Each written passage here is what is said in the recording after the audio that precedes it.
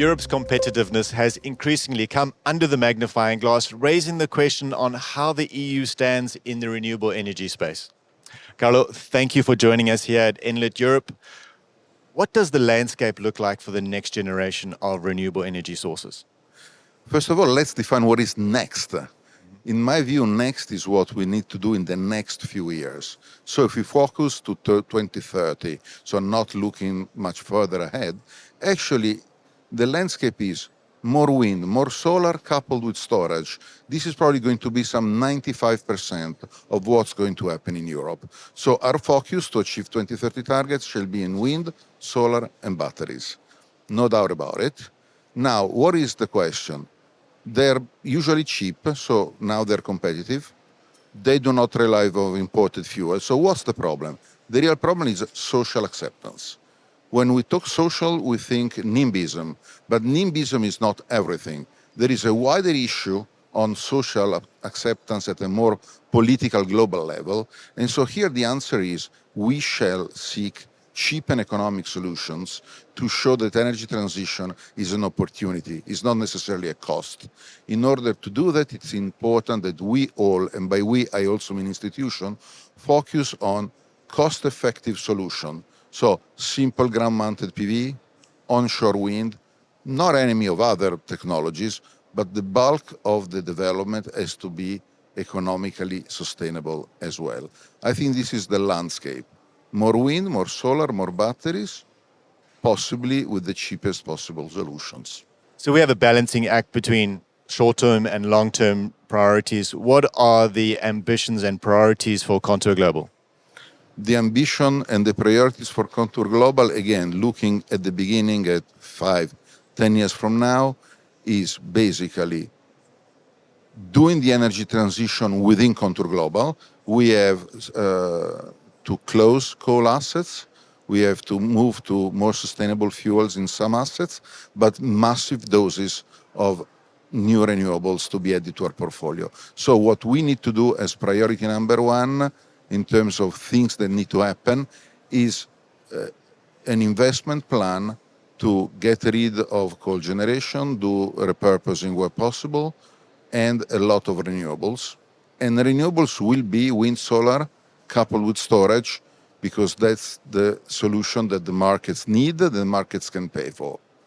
Then, in terms of capabilities, so how to do that, we are building a platform that is scalable, piggybacking on the experience of a lot of us, so that we will have a business not based on local businesses standalone, but a platform to integrate them and deliver growth.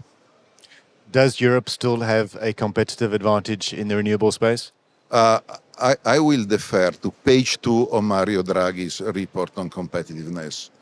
He mentioned 3 main areas of attention. Close the innovation gap we have with the United States, and I would also add with Asia. Join the decarbonization and competitiveness, and I will talk about it. And last but not least, increase our security and decrease our dependencies. Let's see how these 3 priorities set by Mario Draghi, what do they have to do with renewables? On innovation gap, I think we're not too bad in renewables. Maybe we are a little bit behind in some manufacturing, also because we don't need to build everything at home. I mean, let me do this one. This one is designed in California, but it's not made there. So we don't need to do everything here. We need to focus on where value is. So we need to keep innovating and doing an R&D, and that's where probably some public money need to go to foster R&D. Then join decarbonization and competitiveness. It's Mario Draghi himself that says that if we do decarbonization well, it can foster competitiveness. And that relates to cheap, economic, sustainable and proven technologies. And on securities and dependency, for sure, renewables are domestic. Maybe not all the hardware needed is domestic, but for sure they increase security and they reduce dependencies. So I still believe that Europe has a lot of competitiveness. We don't have to do what others do, but we need to do what we know how to do best. And in innovation, we can improve. We have a very solid manufacturing of wind technology, and on biofuels, I think we are very strong.